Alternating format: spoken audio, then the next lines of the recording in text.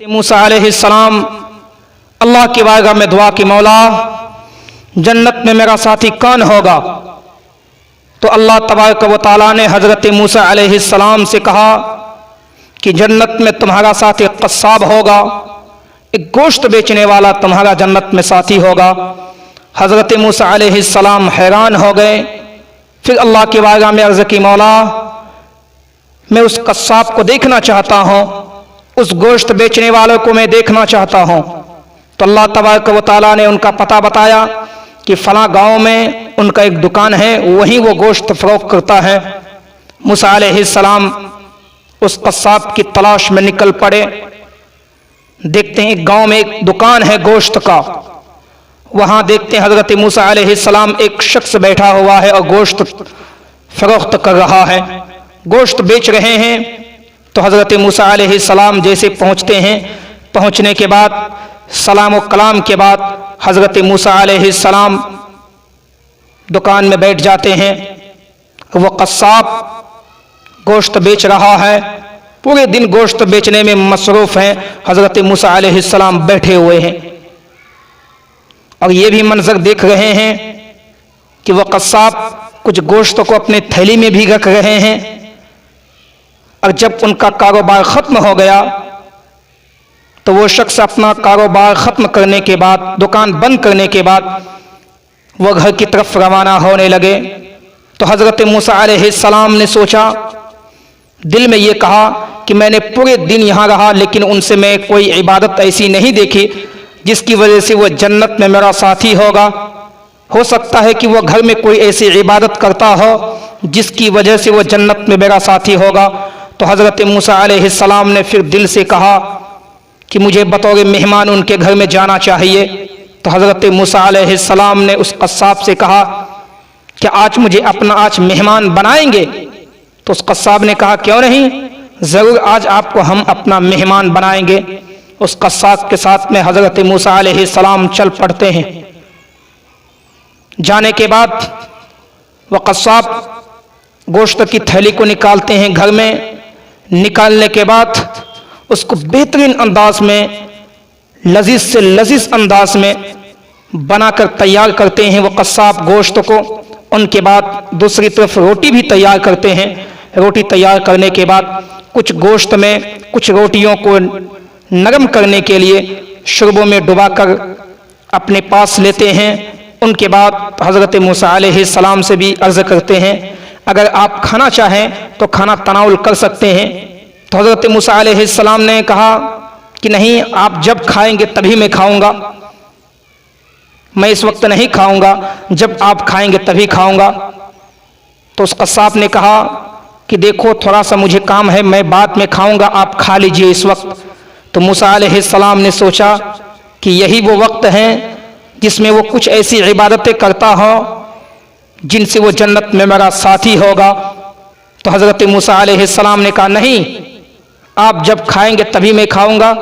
हज़रत मूसा अलैहिस्सलाम उस कस्साब के साथ चल पड़ते हैं। वह कस्साब एक दूसरे कमरे में जाते हैं जहां बिल्कुल अंधेरा ही अंधेरा था।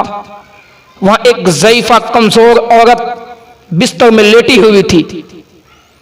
वह ज़ईफ़ा कमजोर औरत कोई और नहीं बल्कि उस कस्साब की माँ थी, जिन्होंने उनको जवानी के परवान पर वो माँ उन्हें चढ़ाई थी। वो कस्साब मोहब्बत भरी अंदाज में अपनी कमजोर माँ को गोद में लेता है। लेने के बाद मेरा अज़ीज़ मुसलमानों, उनके बाद जो शुरबा में रोटी को जो मिलाई गई थी उस रोटी को जो है चबा चबा कर अपने मुंह से जो है मोहब्बत भरी अंदाज में अपनी माँ के मुंह में डाल देते हैं। इस मंजर को हज़रत मूसा अलैहिस्सलाम देख रहे हैं। माँ खा रही और बेटा खिला रहा है। सुभान अल्लाह। जब माँ खाकर शिकम शेर हो गई, माँ का जब पेट भर गया तो उस कस्साब ने फिर मोहब्बत भरी अंदाज में उनके मुंह को धुलाने के बाद, उनके हाथ को धुलाने के बाद, बिस्तर को साफ करने के बाद मोहब्बत भरी अंदाज में उसी जगह वो कस्साब अपनी माँ कमजोर को उस जगह लिटा देता है। लेटाने के बाद फिर वापस जो है चलने लगता है। इतने में देखते हैं हजरत मूसा अलैहिस्सलाम कि उसकी माँ अंधेरी रात है, उसकी माँ जो है दोनों हाथ को उठाती है।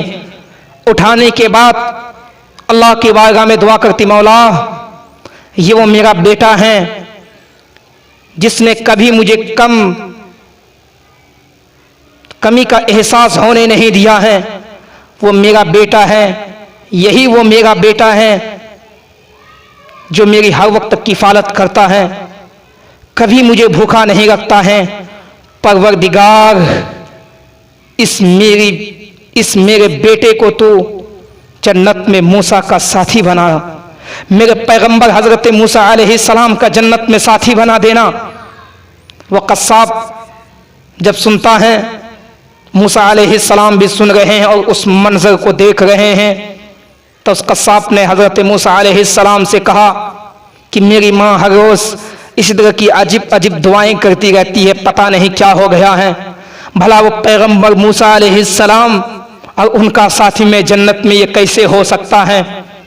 इतना बोलना होता है मेरा अजीज मुसलमानों कि हजरत मूसा अलैहिस्सलाम मोहब्बत भरी अंदाज में कहते, ए मेरे रफीक, ए मेरे जन्नत के रफीक, मेरे कस्साब भाई, जिस मूसा के लिए तेरी माँ रात के अंधेरे में दुआएं करती हैं, जिस मूसा के बारे में तुम कहते हो मूसा कहाँ और हम कहाँ, उसका जन्नत में उसका साथी हम कैसे हो सकते हैं। वो मूसा कोई और नहीं, वो मूसा मैं हूं। मूसा अलैहिस्सलाम जिनके लिए उनकी माँ अपने बेटे के लिए दुआएं करती, मौला जन्नत में मेरे बेटे को मूसा अलैहिस्सलाम का रफीक बना। मैं आपको यहीं से एक पैगाम देना चाहता हूं मेरा अजीज मुसलमानों कि एक मूसा अलैहिस्सलाम के ज़माने का एक शख्स अगर माँ की दिल से और मोहब्बत भरी अंदाज से खिदमत करता है, तो उनकी माँ जब दुआएं करती हैं तो मूसा अलैहिस्सलाम अपने वक्त के पैगंबर मूसा अलैहिस्सलाम का जन्नत में साथी हो सकता है। आप तो गुलामाने मुस्तफ़ा हैं, आप तो तमाम अंबिया के सरदार के गुलाम हैं, आप इमामुल अंबिया के गुलाम हैं। तो क्या आप अगर दिल से माँ की खिदमत करेंगे, मोहब्बत से माँ की खिदमत करेंगे, तो क्या अल्लाह तबारक व तआला मोहम्मद रसूलुल्लाह सल्लल्लाहु अलैहि वसल्लम का जन्नत में माँ की खिदमत के सिले में आपको रफीक नहीं बनाएगा? ज़रूर बनाएगा मेरा अजीज मुसलमानों। इसलिए तुम माँ की जो है दिल से खिदमत करना। वो माँ तुम्हें जिसने जवानी के परवान में चढ़ाई है, वो माँ, उस माँ की अगर हम दिल से खिदमत नहीं करें तो हम किसकी करें। इसलिए मेरा अजीज मुसलमानों, तुम माँ की खिदमत करो। याद रखना, अगर तुमने माँ की खिदमत की तो एक दिन जब तुम्हारी माँ रात के सन्नाटे में दुआएं करेंगी, वो दुआएं जब बाबे इजाबत से टकराएगी तो तुम्हारे मुकद्दर का सितारा बनकर चमकने लगेगी वो दुआएं। और जब तुम्हारे मुकद्दर का सितारा बनकर चमकेगी वो दुआएं, तो इंशाअल्लाहुल अज़ीज़ न आखिरत में आप नाकाम हो सकते हैं, न दुनिया में आप नाकाम हो सकते हैं।